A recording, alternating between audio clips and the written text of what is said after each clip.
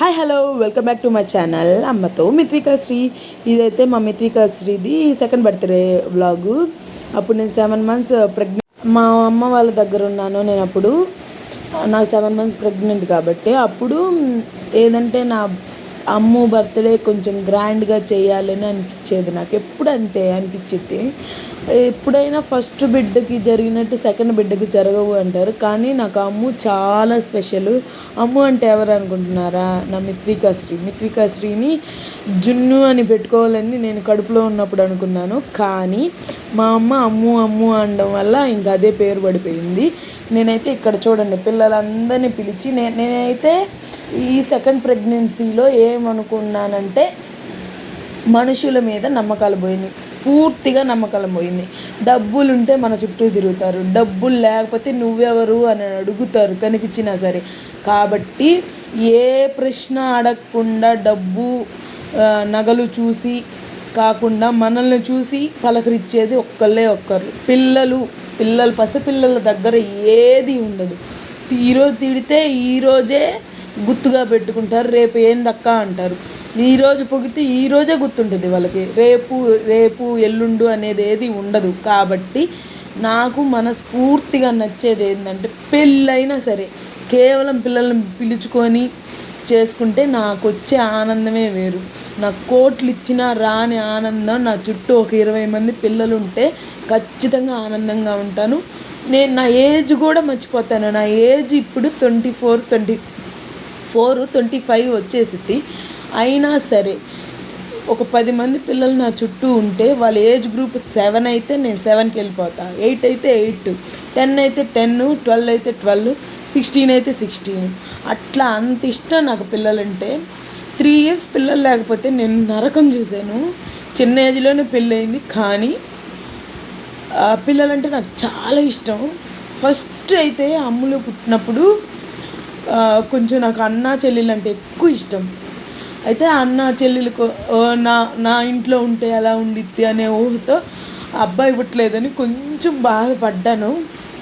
కానీ doctor madam ఒక్కటే చెప్పారు, ఏంజెల్ పుట్టింది నీకు, అసలు ఎంత క్యూట్గా ఉందో ఒకసారి చూడు అని తీసుకొచ్చి ఫస్ట్ ముద్దు పెట్టించారు డాక్టరు సారు, నరసింహ సారు.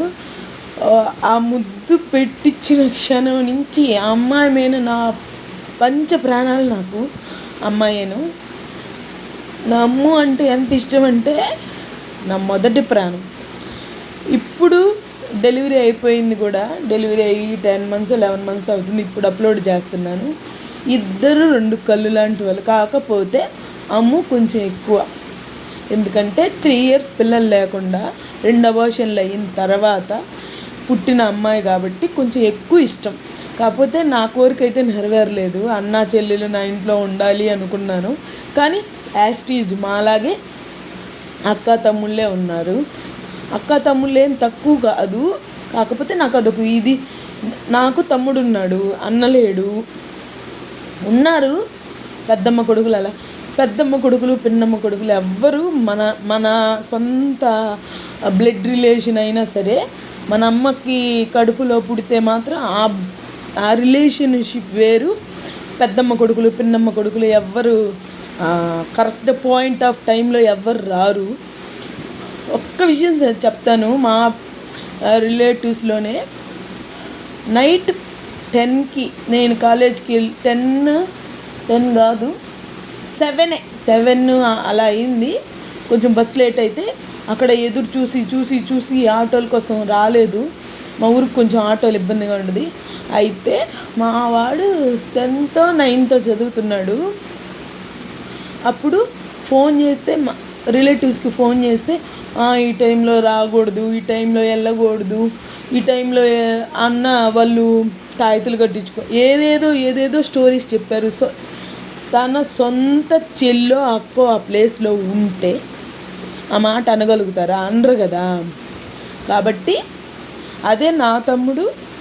వేరే వాళ్ళు మాకు బండి కూడా లేదు, వేరే వాళ్ళ బండి లేకపోయినా సరే పక్క ఇంటి వాళ్ళనో ఎదురింటి వాళ్ళని అందరినీ ఎంతమందినో అడిగి బండి తీసుకొని 9th class చదువుతున్నాడు. వచ్చి 7-8 kilometers డిస్టెన్స్ ఉంటుంది. ఒక్కడే వచ్చి నన్ను తీసుకొని ఈ పురుగులు అవి కళ్ళకు అడ్డం పడుతున్నాయి అంటే అలవాట్లేదు కదా వాడికి. అలానే తీసుకొని వచ్చి ఇంటికాడ మా అమ్మకు కూడా చెప్పకుండా వచ్చాడు. మా అక్క ఎలా వస్తుంది, వాళ్ళేమో ఫోన్ చేస్తే ఇట్లా చెప్తున్నారా అని ఒక్క మాట మా అమ్మతో అంటే విన్నాడు, వచ్చాడు. అదే సొంత వాళ్ళకు ఉన్నంత ప్రేమ పక్కన వాళ్ళకి ఎవ్వరికీ ఉండదు అంటారు కదా పెద్దవాళ్ళు. కుంటోడైనా సరే సొంత అన్నో తమ్ముడో ఉండాలని పెద్దవాళ్ళు ఊరికే అనరు. సొంత అన్నో తమ్ముడుకున్న రిలేషన్ వాల్యూ బయట వాళ్ళకి తెలియదు. ఎందుకంటే ఆ టాపిక్ ఎటే వెళ్తుంది. అమ్ము సెకండ్ బర్త్డే అయితే ఏదో ఉన్నంతలో ఏదో హ్యాపీగా చేసుకున్నాము పిల్లలందరినీ పిలిచి. లాస్ట్లో అయితే టమోటా రైస్ 7 months ప్రెగ్నెంట్ అయినా సరే నా చేతులతో వండి పెట్టాలని చెప్పి చిన్న హెల్ప్ మా చెల్లితో కొంచెం ఆనియన్స్ అలా కట్ చేయించుకొని నా చేతులతో నేనే పొయ్యి దగ్గరుండి వండి పెట్టగలిగాను.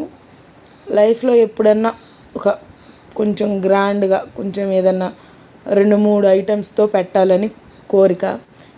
పెద్దవాళ్ళకు మాత్రం కాదు, పిల్లలకు మాత్రమే పెట్టాలి అని కోరిక. అదిగో అందరు తింటూ ఉన్నారు, చాలా సంతోషం అనిపించింది.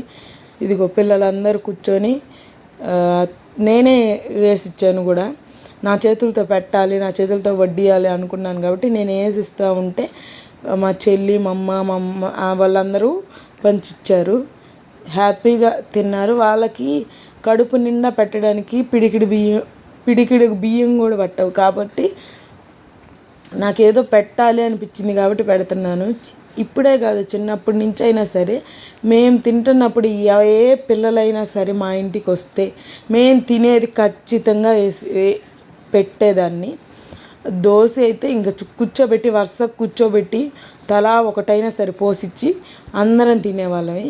మా అమ్మ మా నాన్న ఎలా అంటే వాళ్ళకి ఎందుకు పోసిచ్చావు, వాళ్ళకి ఎందుకు పెట్టావు అనే మనస్తత్వం కలవారు కాదు. కాబట్టి నేను పెట్టేదాన్ని అంటే వాళ్ళు ఏం అనకపోతేనే నేను పెట్టేదాన్ని. కాబట్టి ఫస్ట్ మన మన మనసు ఎలా ఉండాలంటే మనమైనా పిల్లలమే, వాళ్ళైనా పిల్లలే అనే మనసు మా అమ్మ మా నాన్నకు ఉండేది. కాబట్టి నేను అందరికి పోసిచ్చినా కానీ ఏం అనేది లేదు. అలా అయితేనే నేను పెట్టగలిగాను. థ్యాంక్ యూ ఇప్పుడు దాకా చూసినందుకు.